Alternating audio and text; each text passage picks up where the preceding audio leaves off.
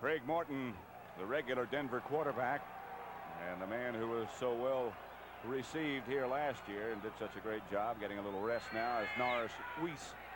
Is the quarterback on 1st and 10 from the Denver 27. Canada. Larry Canada. Let's go over to the Dallas bench and get a word from Irv Cross. Pat, I don't have a hand mic over here, but standing next to me, this handsome fellow in the brown shirt here and the sunglasses, is Larry Cole, who would normally be wearing number 63 for the Dallas Cowboys as a defensive end, and got a little knee problem now, so he's not playing. And Larry was telling me that the Cowboys came in here knowing full well they'd expect the Denver Broncos to be up sky high, but after all, it is a preseason game. You don't prove anything in the preseason. They want to come in here and play good, solid football and leave it at that.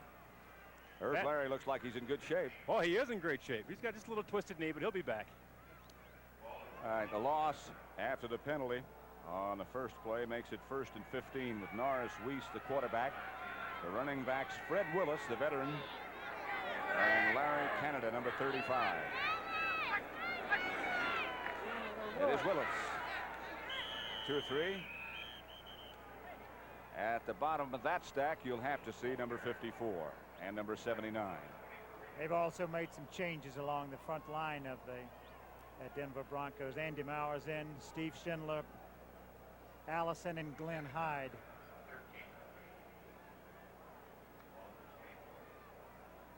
Notice that Landry's kept his front 4 in. He's still got Martin in there. He has made one change. He's got Dave Stalls in. He's got Mike Hegman at one of the linebacking spots too. Here's Norris Weiss dropping with good protection. He's got Egloff, and Egloff's got the first down outside the Denver 40. Mark Washington made the tackle. The new rules will make the tight ends a lot more a part of the offense. It allows them to get across that field, find that open spot. This was a little check down, a little delay. The back swings inside of him, and he just releases and comes across and finds a lot of room inside of Dede. Egloff, Ron Egloff, what a nice guy he is. They're trying to make an offensive tackle out of him, and he's so big, he walks around trying to look small at practice, and it's impossible. He got a first down. They marked the line of scrimmage at the 40 as Weiss keeps the ball and is tackled by Mark Washington. Fine open field tackle as tempers flare just a little bit. Egloff, of whom Sonny Jurgensen was speaking a minute ago, is 6'5" and 238. It's hard to look small, isn't it? Yes, it is. The thing the coaches like about talking with Babe Pirelli, the thing they like about Norris Weiss is that he makes things happen. When he goes on the field, like then, maybe that play was called to give to the back. He kept it on his own, trying to make a big play. It didn't happen that particular time because Washington stayed at home. 2nd and 14 situation for Norris Weiss. He moves his backs. They fake the blitz. They try to run the option play, which they ran in the Super Bowl. Aaron Kyle, I believe, was offside. Dave Preston, the ball carrier. Kyle is number 25. 7 minutes, 40 seconds left to play before halftime here at Mile High Stadium. And neither team has a point. Giving everybody a little different look again. They came in 2nd long situation. Got Dallas offsides, but they went to the nickel defense on 2nd and long and faked the blitz up the middle and actually did come with one. And Denver, very wise, they ran a play they had some success with in the Super Bowl, and that is the option play. Bob Frederick. Defensive encroachment, number 79, 2nd down. 7-9 is a familiar number on the Dallas defense. Harvey Martin, the co-most valuable player in last year's Super Bowl, along with Randy White. 2nd down now. Looks like about 9 from the 41-yard line. Weiss again the option this way. Canada. Good yardage, stopped by Randy Hughes. Charlie Waters. Good play by Weiss again on the option play, having to very quickly pick up that defensive end that is uncovered coming in there. And the likes of Harvey Martin, you got to pitch it off of him and then take your punishment. You would think he would always pitch. I don't think they have the keeper. Tom Landry.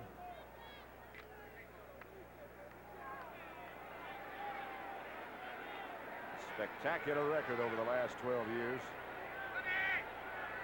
Third down 3, Denver. Again, the Cowboys fake a blitz. Henderson. Again, the option. And again, it's Canada. He is near first-round yardage. Thomas Henderson came out to make the tackle, along with Mark Washington. He's close. Pretty good. They stuck with the same play, trying to get it. I think they may have come up a little bit short. Fuck, you might have. And but that was a pretty smart call. They went back to the same thing that got him there. They ran the option play 3 times in that drive. Bucky Dilts into the game again.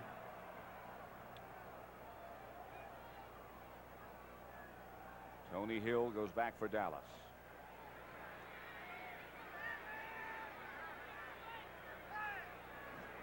Dallas got everybody up on the line of scrimmage. Doesn't necessarily mean they're trying to block it there. They got a return on it. Dilts, watch them. Here's Tony Hill. Out of bounds he goes. Knocked out by Godwin Turk, Randy Rich, and others. CBS Sports Spectacular presents the Travers next Saturday at 5 p.m. Eastern Time, along with NASCAR's Talladega 500. I guess the big question as far as the Travers is concerned, Sonny, is the availability of Steve Cawthon.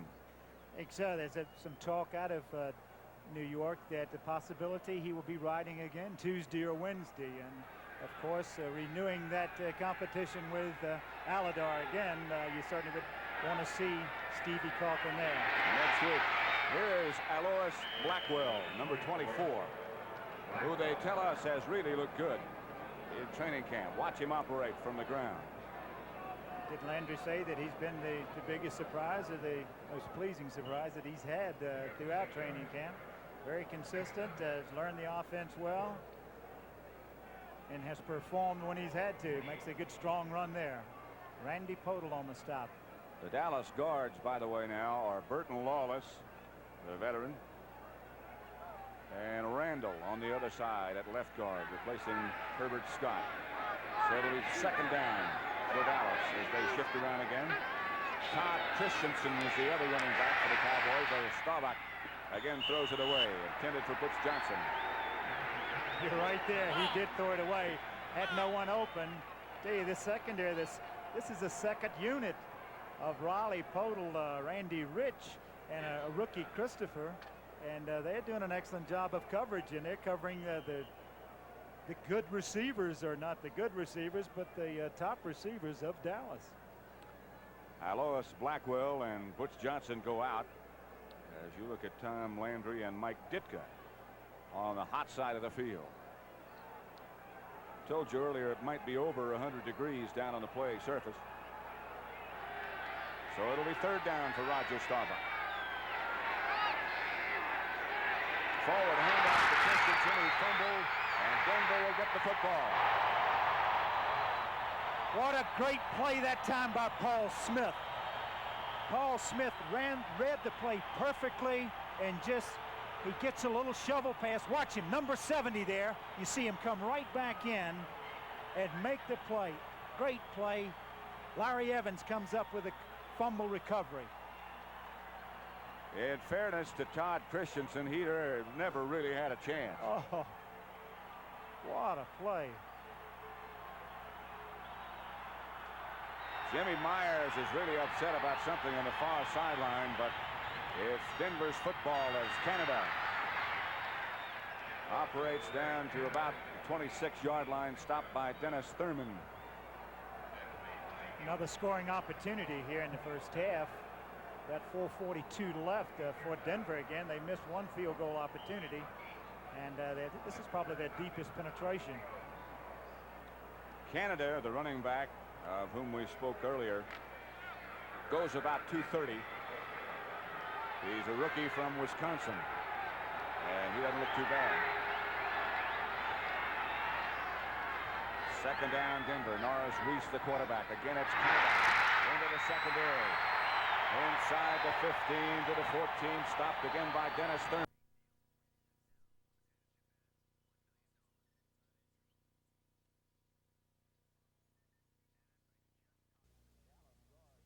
Dallas guards, by the way, now are Burton Lawless, the veteran, and Randall on the other side at left guard, replacing Herbert Scott. So it'll be second down for Dallas as they shift around again. Todd Christensen is the other running back for the Cowboys. As Staubach again throws it away, intended for Butch Johnson. You're right there. He did throw it away. Had no one open. Tell you, this secondary, this is a second unit of Riley Podol, Randy Rich, and a rookie Christopher, and they're doing an excellent job of coverage, and they're covering the good receivers, or not the good receivers, but the top receivers of Dallas. Alois Blackwell and Butch Johnson go out as you look at Tom Landry and Mike Ditka on the hot side of the field. Told you earlier it might be over 100 degrees down on the play surface. So it'll be third down for Roger Staubach. Forward handoff to Christensen, who fumbled, and Denver will get the football. What a great play that time by Paul Smith. Paul Smith read the play perfectly, and just he gets a little shovel pass. Watch him, number 70 there. You see him come right back in and make the play.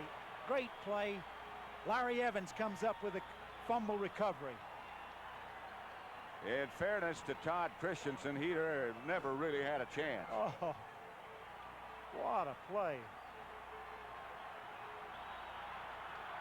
Jimmy Myers is really upset about something on the far sideline, but it's Denver's football as Canada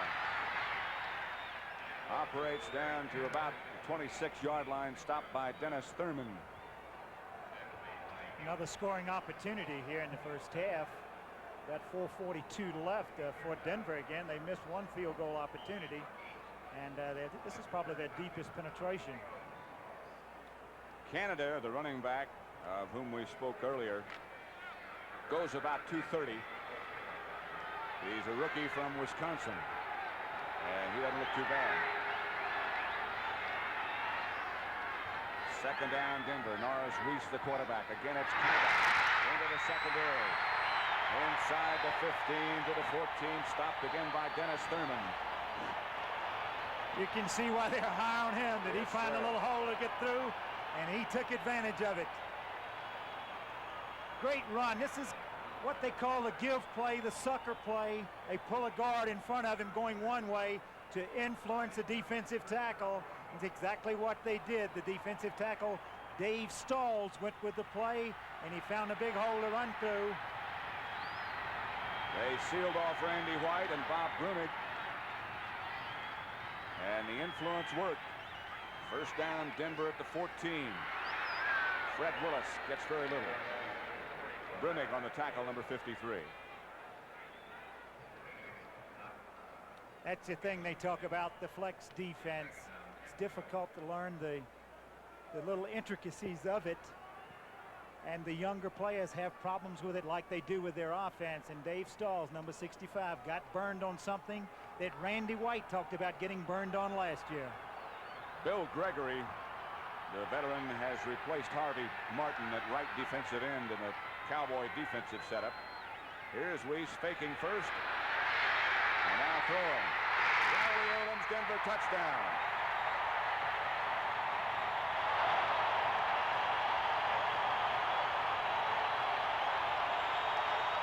Boy, he had him open for a long time, Pat, as this 75,000 people are going, wow. I'll tell you, it may not be revenge for the football team. It's for the fans, though. Good pass blocking here as he goes back. Indicates that he wants to throw it to the right, comes back, picks out Riley Odoms, who comes across and makes an adjustment on his pattern, straightens up after coming across, and you see, comes right in, gets in for the touchdown. Big Riley Odoms. Stop, hit by Dede Lewis. Here's the extra point attempt from Jim Turner, and it's good. Denver moves in front with 2 minutes 52 seconds left before the half. The Broncos lead 7-0. Touchdown pass, Weiss to Riley Odoms. Odoms give a lot of credit not only to the pass blocking. Odoms made an adjustment in his pattern as he came across and straightened back up into an opening. And as you see it, take a look at it again right here. And you see it. There he is, right on the left of the screen. Comes right back in. He was actually going all the way across the field. And he recognized the linebacker, D.D. Lewis, was wide, cut back in and made the play. Next Sunday, August the 20th, that'll be at 2 p.m. Eastern Time. USAC's Milwaukee 200 will be presented by CBS Sports. Live coverage this will be. Indy champion Al Unser is expected to challenge Tom Sneva for the point standing lead in the USAC championship. By the way, our next preseason football game is August the 27th with Cleveland against New England. And following the game, a special edition of the NFL Today with a preview look at the 1978 season. Dennis Thurman at his own 5 gets out to about the 25.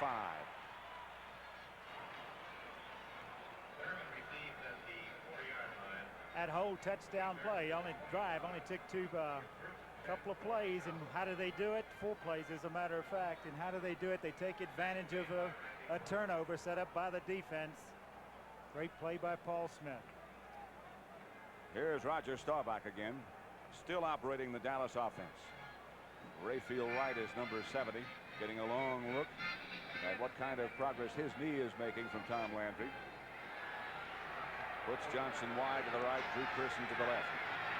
Running backs are Blackwell and Christensen. Fake is to Blackwell, the throw. Drew Pearson right in the middle. Dallas first down at the 40. Roger zipped that one. Good play. Time they like to do that. First down, play action. Came back and found Pearson open. Coming across the middle, Billy Joe Dupree had gone deep and had tried to take the coverage out of there. I believe that's Charles Jackson, the injured Denver Bronco. I believe that's the first injury we've had all day. Yes, it is. The game has been had few penalties also for this time of the year. See if we can figure out what happened from Sky Eye. We won't be able to see what happened, but we'll see his reaction to what happened. Looks encouraging at the moment. Stung a little bit. Sitting up is a good sign. Jackson's a rookie out of Washington. And he's up. He may have had his bell rung a little bit. I think he's okay. Let's hope so. Yes, sir.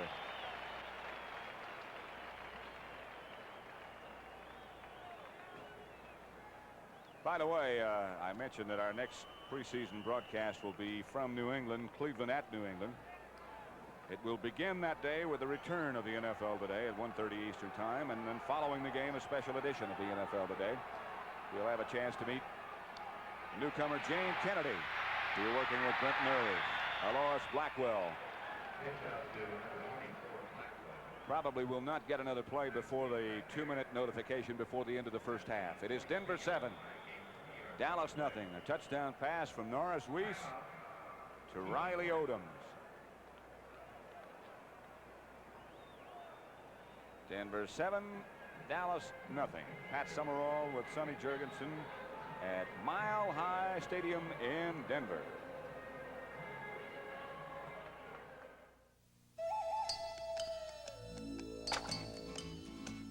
First 100 years, all we brought out of this mine was Levi's blue jeans. Tough as nails. But then we struck a whole new vein. Now look, new fabrics, new colors, and new styles. They all come from the same place as those blue jeans, so they're bound to do right by folks. Because here at Levi's, we put a little blue jean in everything we make. Uh-oh. Found some more damage hiding way back under there.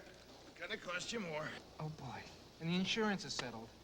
I guess I got stuck. Not with Allstate. Oh, yeah? That kind of hidden damage gets you a new settlement. Fair's fair. I'll check it out. And Allstate believes that's the only way to settle a claim. Well? We'll pay for it. Well. When it comes to claims, Well. Allstate wants to be fair. And that's a promise from us, the good hands people. The only game played last night was that one in Washington, where the Redskins beat the Packers 20-12. I know you talked to Billy Kilmer a little bit this morning. Yes, Is he enthused? They were pleased to win. They didn't feel they played as well as they could. They moved the ball well. Still early, you know, new system, trying to make a lot of adjustments, adapting to a new coaching staff. Screen pass to Preston Pearson, and again the Broncos recover rapidly. Paul Smith.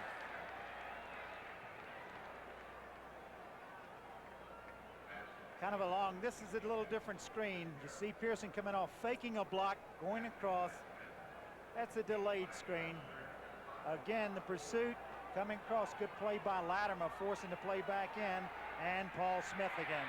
Staubach, as we come back live, gets to Pearson out of bounds. Enough for first down, Dallas. Minute 28 left before the half.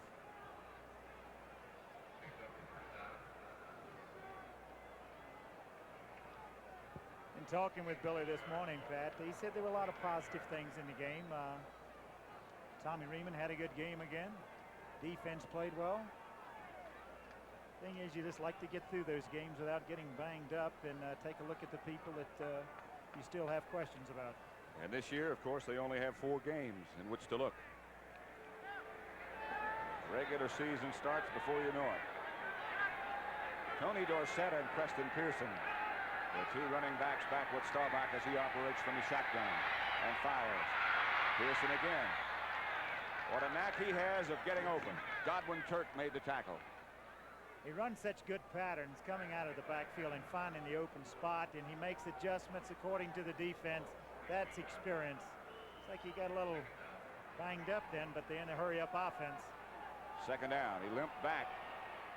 Roger goes right back to him, and he gets out of bounds to stop it. Larry Evans closest to him. I think he'd like a rest right now. He looked like it. I think he's going to get one too. Yeah. Todd Christensen coming in. Rookie from Brigham Young. Big rookie he is. 6'3", 225. Who has looked very good. It's very different too. Coming from Brigham Young, you know, most college boys come in, they say, not used to catching the ball and everything. Here's a kid that caught the ball a great deal in college and is not used to carrying the ball or running with it. Here's number 27, Roger Staubach, deep in the shotgun.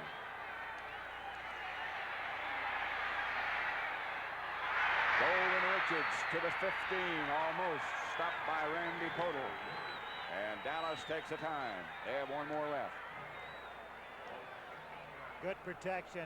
Smith took an inside. They see you got Latimer on the ground. You see all the time in the world to throw the football. When you give Staubach or any quarterback that much time to throw it, he's going to find, especially with receivers like a Golden Richards. 50 seconds left before the half as the Broncos make some defensive changes now. What a delightful day, although it's on the warm side, but look at what a clear sky at the Mile High City. Beautiful spot. I have never noticed when the kickers kick the ball in this stadium how far the ball travels.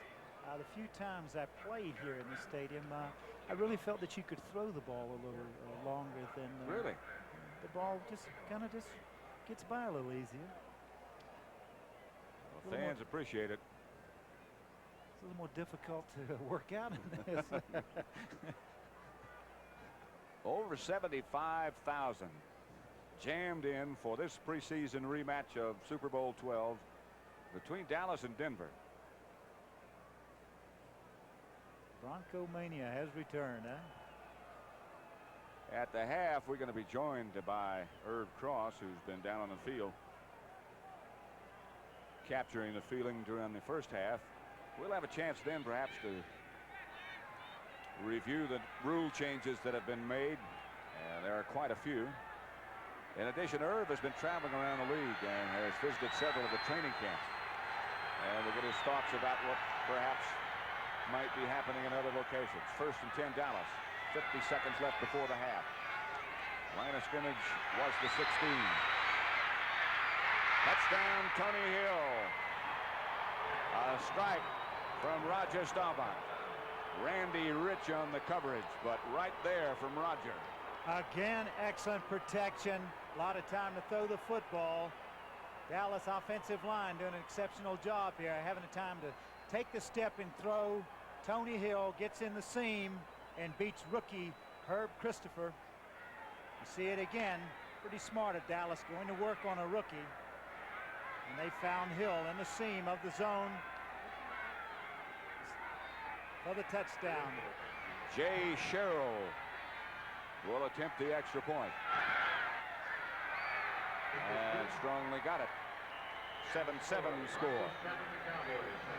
Fren Herrera is still not back with the Cowboys. He is involved in a contract dispute at the moment. The Cowboys tied up at 7 apiece with 44 seconds left before the half. They showed something in that drive to come back as quickly as they did after the score and the mistake.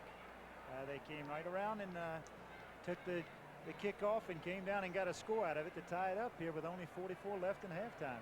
Somebody that I remember reasonably well wore that number for the Redskins, number 9. Jurgensen. He's built a little differently, isn't he? However, this is Johansson. Where's that pouch that you're supposed to have in front? He has a different tailor than I did. But give you more yardage.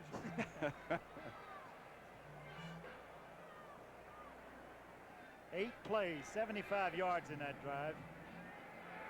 And a good-looking drive. Johansson a kickoff. Schultz is standing on his own goal line. Line drive kick that'll come to Schultz on the bounce at the 5. Got the good speed. Johansson was back there hoping, and Darrell Davis made the tackle. Johansson was the only one left after Davis. Johansson was going to be tested quickly. Look at the hole here. Schultz finds, and Davis comes in and makes the tackle there, and the only man left was the kicker. Was that number 9. 38 seconds left for Denver to operate. Over had to be saying, where did everybody go? Please. They all disappear. Rob Lytle got a heck of a block, by the way, on that return by Schultz. Morris Reese, the quarterback from the 38, first and 10. Looks like they'll just let it run out. Fred Willis gets to the 40.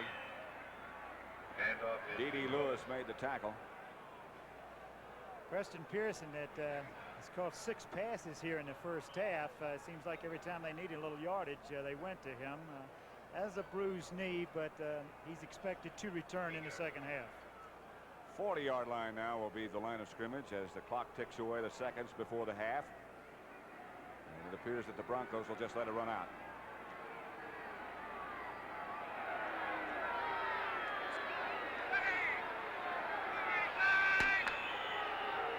They did.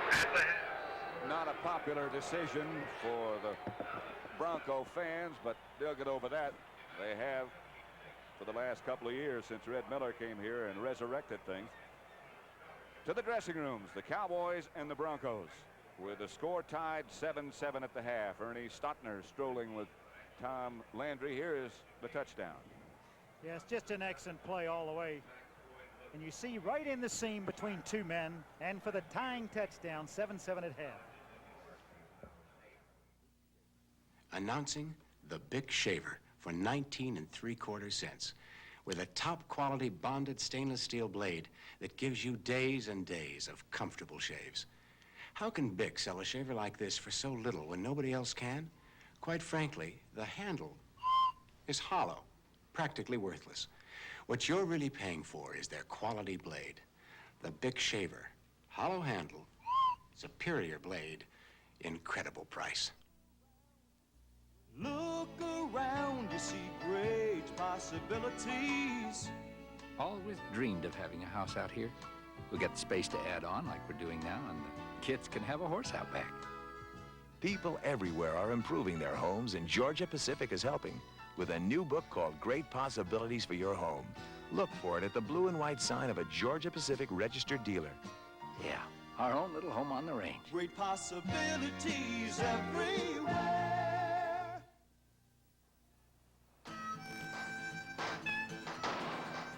The crazy gang is headed into town. Time for the Arrestor. The Arrestor zinc-coated double-wrap muffler from Kmart. Have it installed by Kmart. And if anything goes wrong, they'll replace it free for as long as you own your American-made car. Like other great car products, it's Kmart price. Kmart's Arrestor. A very inexpensive way to lock away noise. It's Alydar and Affirmed battling back along the inside. We'll test these two to the wire. Affirmed under a left-hand whip. Alydar on the outside driving. Affirmed and Alydar heads apart. Affirmed's got a nose in front as they come onto the wire. Be sure and be with us as Triple Crown winner Affirmed and Alydar renew their rivalry when CBS Sports Spectacular presents live coverage of the Travers. Plus, highlights of NASCAR's exciting Talladega 500. That's next Saturday at 5 p.m. Eastern.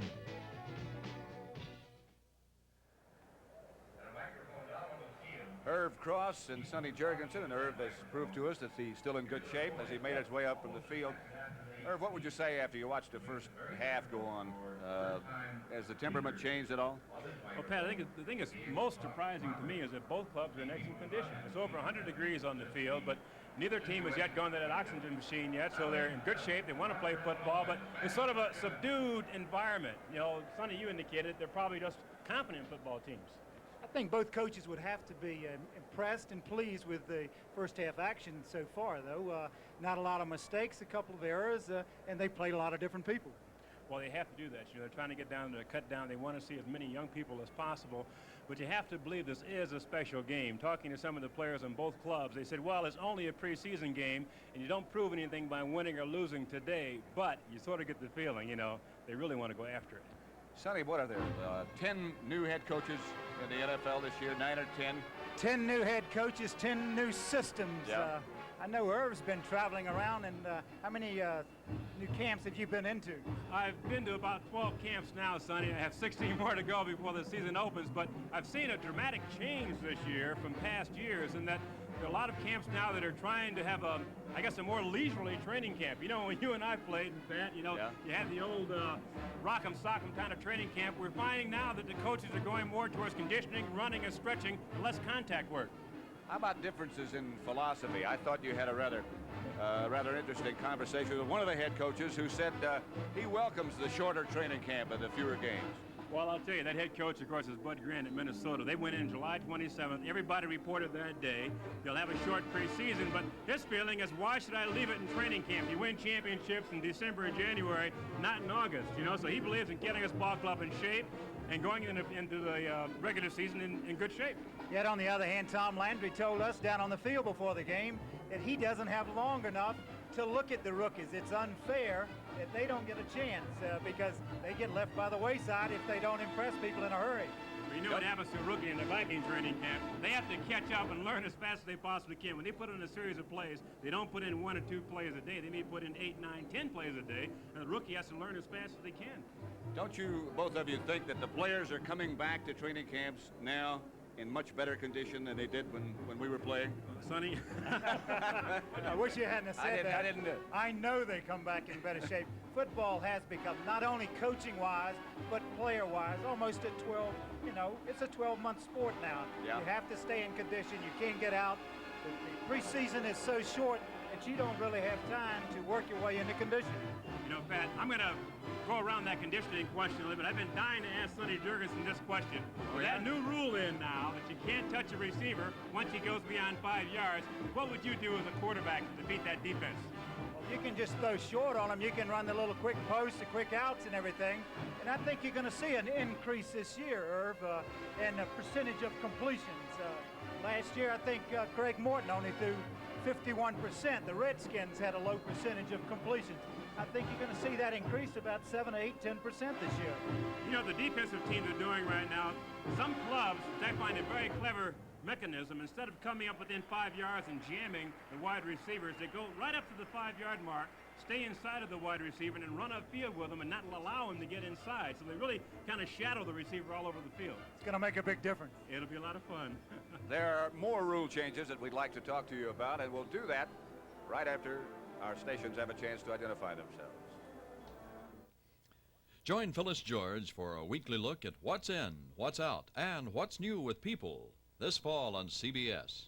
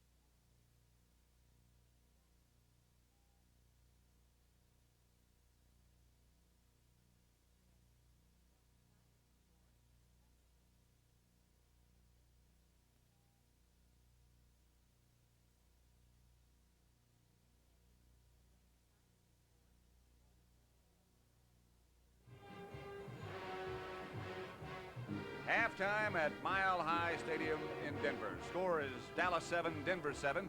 I'm Pat Summerall. This is Irv Cross with Sonny Jurgensen. And we were just talking a little bit about the rule changes. We mentioned the one about the new regulation that you can't touch the receivers in that mysterious 5-yard zone. What about the new rules as far as pass blocking concerned? What effect is that going to have? I tell you, they said it's going to be difficult to call holding anymore, but I know that Washington's had some holding calls in their first 2 exhibition games. They're allowing the offensive linemen to extend their arms completely pass blocking. You correct me if I'm wrong, Irv. I never paid any attention to the rules. Or the pass blocking. But they can extend their arms straight out, open hand or closed hand to ward the man off, as long as they're in the framework of his body, not above the shoulder pads, not hooking him and avoiding and keeping him from going in different direction. But that thing is, I think it's going to be interesting to see what they do, because you get these calls where you have play action type passes. One's a run block, you can't get your arms out. As soon as he fakes the ball, they can extend the arms. If he goes outside of the offensive end, they can have to bring your arms back in. It's going to be a tough situation for the referees. I think one thing for sure, though, there are going to be many, many fewer holding calls. There's almost no way that they can call holding. I think, Irv, if there are any other significant changes you'd like to get into, this might be a good time. Well, the most significant change, beyond the ones we've already talked about, perhaps, has been the addition of the 7th official. The side judge, who stands about 17 yards upfield along the sideline near the head linesman, which gives the officials an opportunity to screen the entire field and see all aspects of it, particularly on deep passes. Now when that ball is thrown, you know, the head linesman doesn't have to run all the way upfield to get to that spot. The side judge is right there and can determine whether or not there's any sort of a pass infraction on long passes. We have just about another minute before we go back and pick up the action on the field. I think one thing that is very interesting, and I'd like to get both of your comments about how does a cut take place? Tuesday is cut down day at pro football. What's it like? I remember, certainly. I tell you something, they have to get down, they have to make these last cuts. They have 15 guys to cut by Tuesday to get down to 60. Right. It'll be 15 very unusual people about Tuesday, but cut time comes around, they'll be locking their doors, and they won't be answering any doors, because when that man arrives and says, bring your playbook, you're a little nervous. What do you remember about the Day of the Turk, Irv? Well, you know, that's right. We used to call him the Turk. I was fortunate enough to not having been cut, but we've said a lot of ball players out of the league, you know, you send somebody in, we call him the Turk, he knocks on your door. You know, Joe Dokes, the head coach, wants to see you bring your playbook. You know at that point you're in trouble. You've finally been cut. You know, it's a depressing feeling for all the players who go through that, but that's the way it is in the National Football League. That's how Brookshire and I used to get a lot of clothes in training camp, because we'd get the clothes of the people that got cut that they'd sent out to the dry cleaners. It's a terrible day. It's a dreadful day. Oh, it is. That's why you don't want to make too many close friends at training camp. Well, gentlemen, thank you very much. Irv is going to be going back down to the field and, again, keeping track of what's going on the Dallas and Denver bench. Sonny and I will be going back to take a look at the highlights of the first half. Here's to good friends. Tonight is kind of special. Where's that husband of yours? Okay, watch your back. Coming through.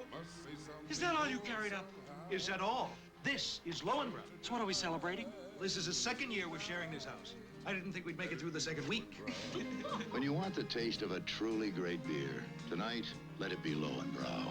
Yeah, I shouldn't say this, because you might think I'm serious. But here's to good friends.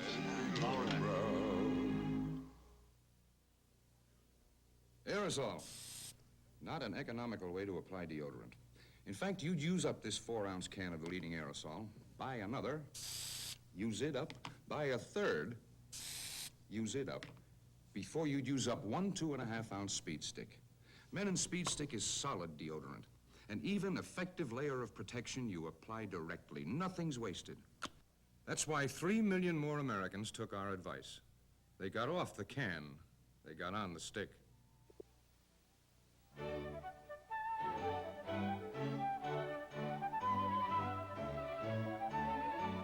We've grown into a lot more than just a jeans company. Wrangler Sportswear for men, women, and children. As many different styles as there are lifestyles.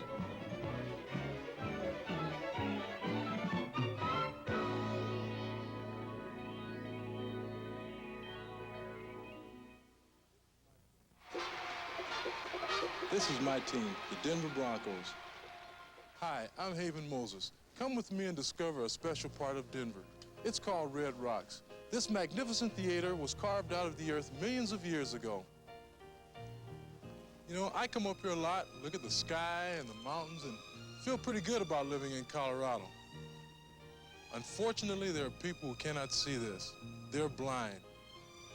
But the people in Denver help them reach out and touch these mountains through the Red Cross Braille Center. Here, people learn to see with their hands. Blind children enjoy their own special coloring books.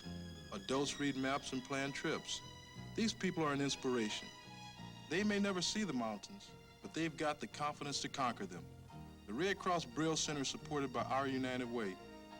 The United Way works in Denver. It works in your town, too. Thanks to you, it works for all of us. United Way.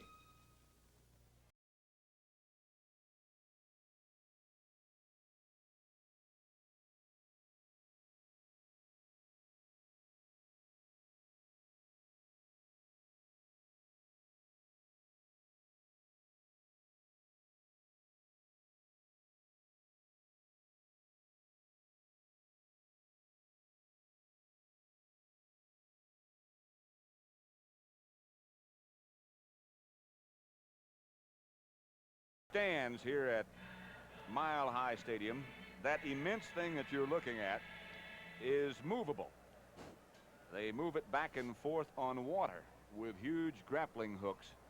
It takes about, I guess a little bit over 2 hours to move it something like 180 feet. That is our information.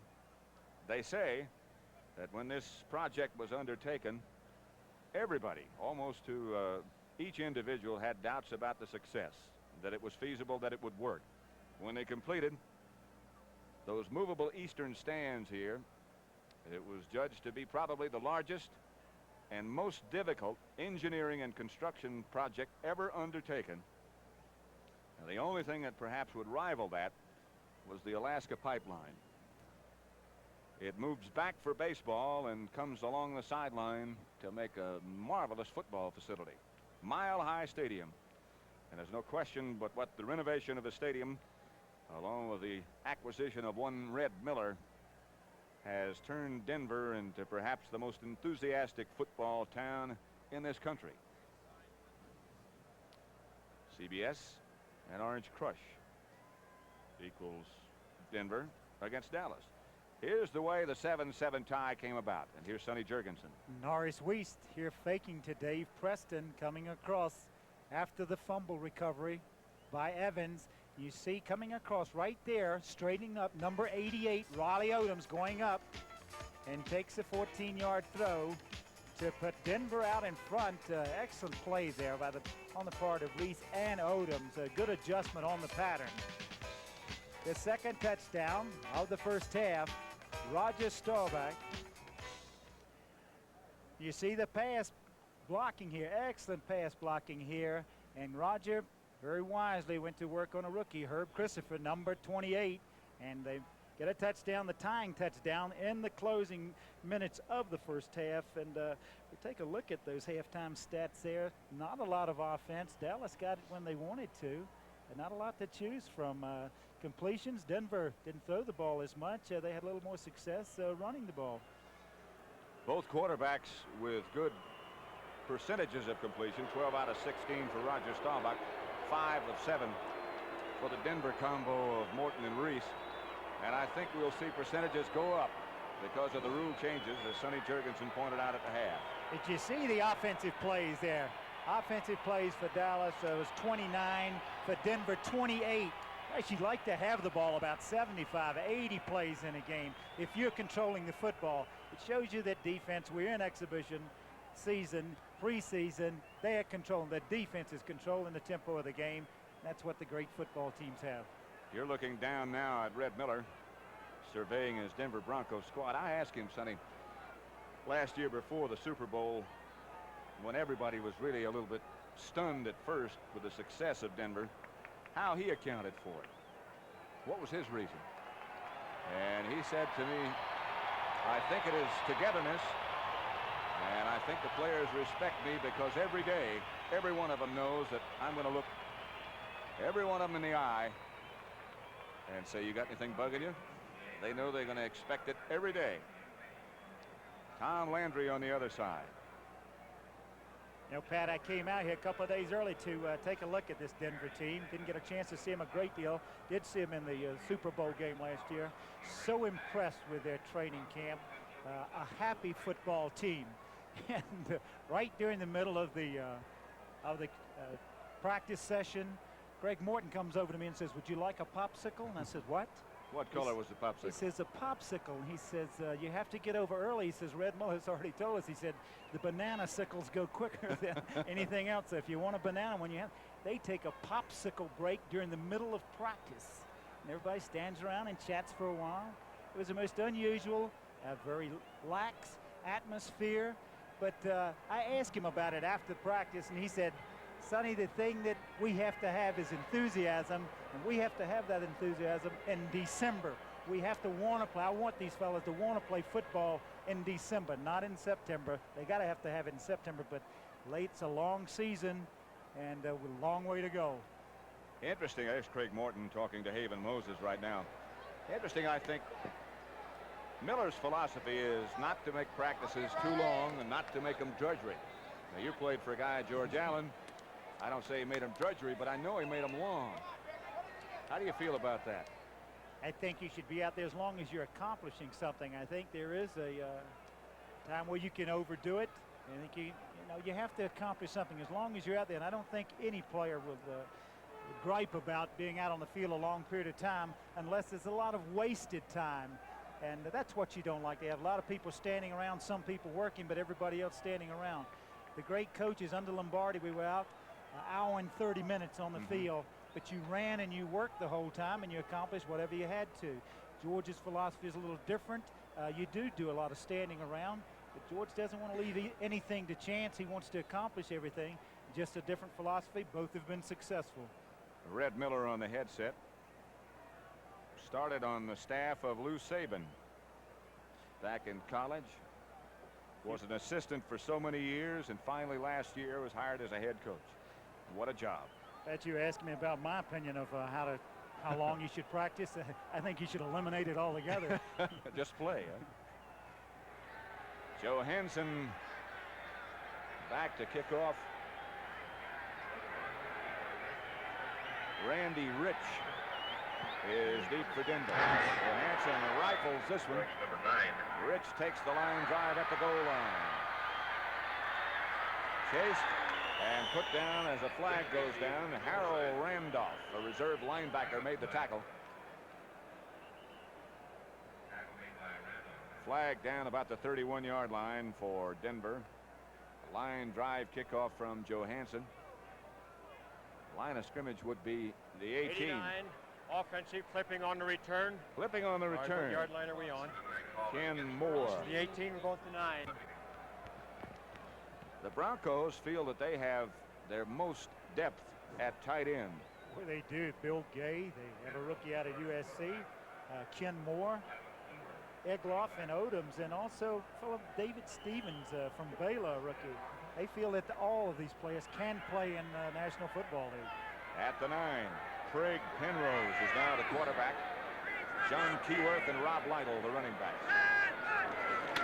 Penrose gives to Lytle. Lytle struggles for a couple before Randy Hughes comes up along with Thomas Henderson to make the tackle. It's going to be interesting to see here in the second half what the coaches do as far as personnel, who they will take a look at. We've already seen 3 quarterbacks. There's the third one right there, Craig Penrose for Denver. So Weiss and Morton in the first half. What Tom Landry will do as far as his troops. Changes on defense for Dallas. Brown is one of the linebackers. That's Guy Brown, number 59. Stalls is one of the tackles. Here is Lytle again, and they seal this off nicely. Henderson with some help. Also giving Charlie Waters a little rest here in the second half. And of course, a lot of people feel that number 42 for Dallas, Randy Hughes, is capable of playing with any team and starting for any other team. And he's getting a little work at strong safety in there. Great big guys, Randy Hughes, 6'4", safety man from Oklahoma. Waters comes in now along with Dennis Thurman as they go to their nickel defense. 4 will rush, but Aaron, Kyle, and Henderson are in a position to blitz. They don't. Keyworth tripped up by Stalls behind the line of scrimmage. Number 65 penetrated. Again, the misdirection, bringing one back one way, trying to get the defensive line to react, and they played it well. Stalls made a good play. Mike Burke leads the Denver punting unit on. And let's see who's back now for Dallas. Gene Washington. Field position. Dallas had come out of this with pretty good field position.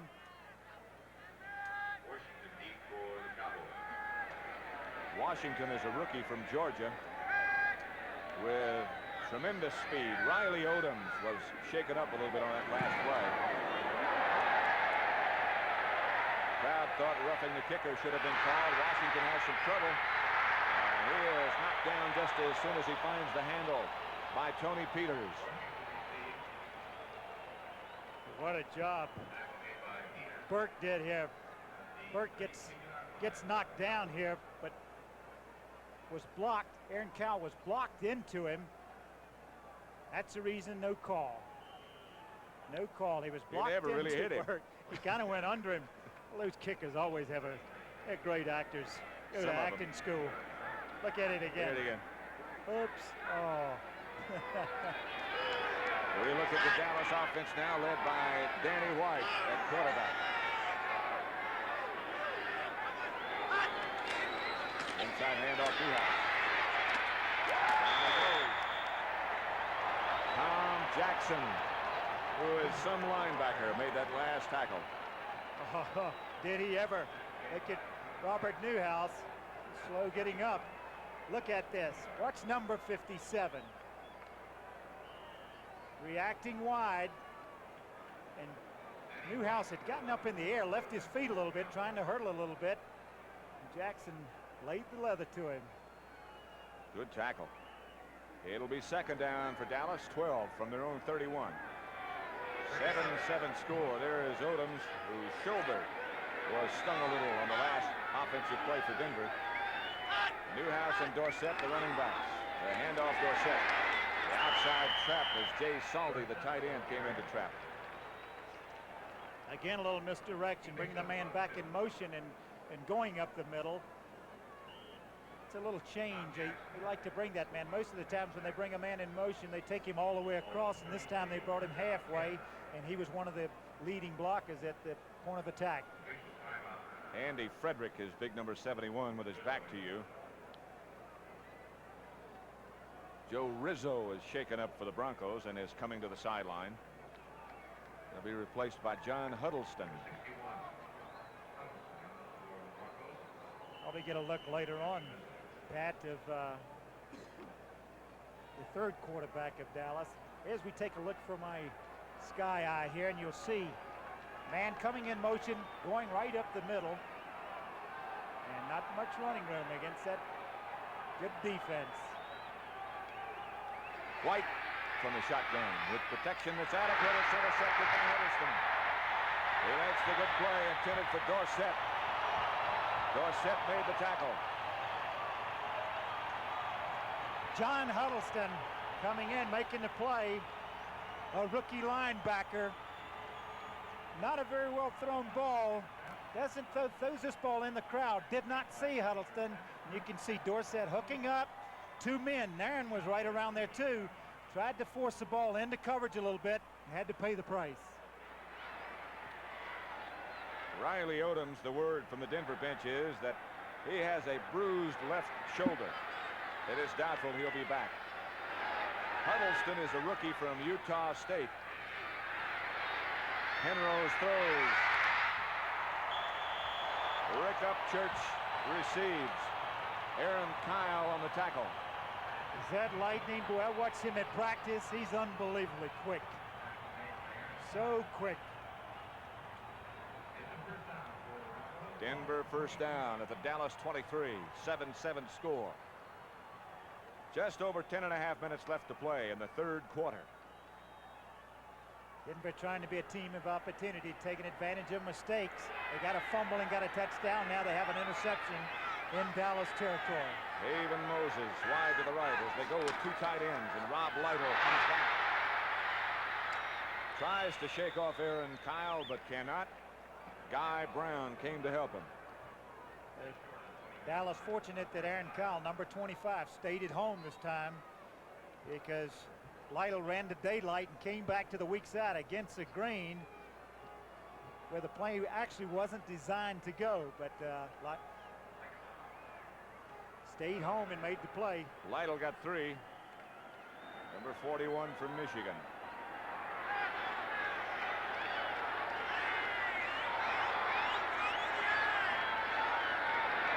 Second and 7.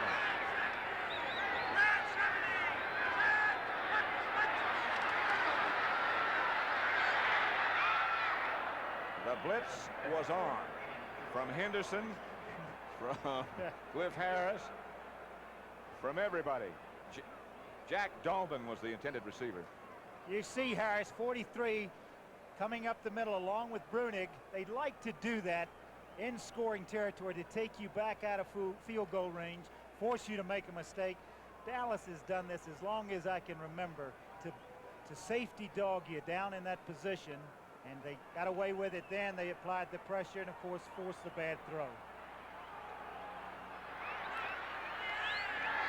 So it's third down as Dallas does some shifting on defense again from the 20. Enros misses. Fred Willis, the intended receiver. And here comes Jimmy White Shoes Turner. Jim Turner.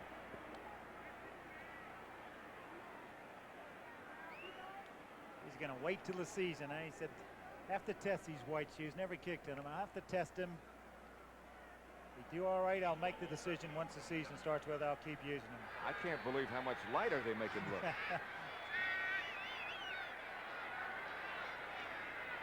It'll be 37 yards out, and it'll be blocked by Dallas. Turner now is 0 for 2. And who do you think got the big hook on there? Ed Jones, 6'9", knocked it down. So Craig Penrose comes out, and the Dallas defense will get a rest.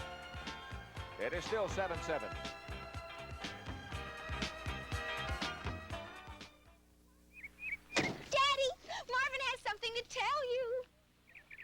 My new Chevy Monza wagon has more cargo room than any American sedan. Marvin? Even with the back seat up. And Monza is priced lower than any wagon sold in America. Marvin? Monza wagon has an impressive EPA mileage rating. 34 highway, 24 city. It has standard bucket seats. I want to marry your daughter in white striped tires. Sir? Oh, Marvin, he likes you. Time to trade in for TouchTune at your Magnavox dealer now. Trade in your old TV for any new Magnavox TouchTune color television and save big. Just in time for football season. And just for touching any TouchTune television, you'll be handed free the official 1978 NFL record manual. Choose from a wide range of prices and styles during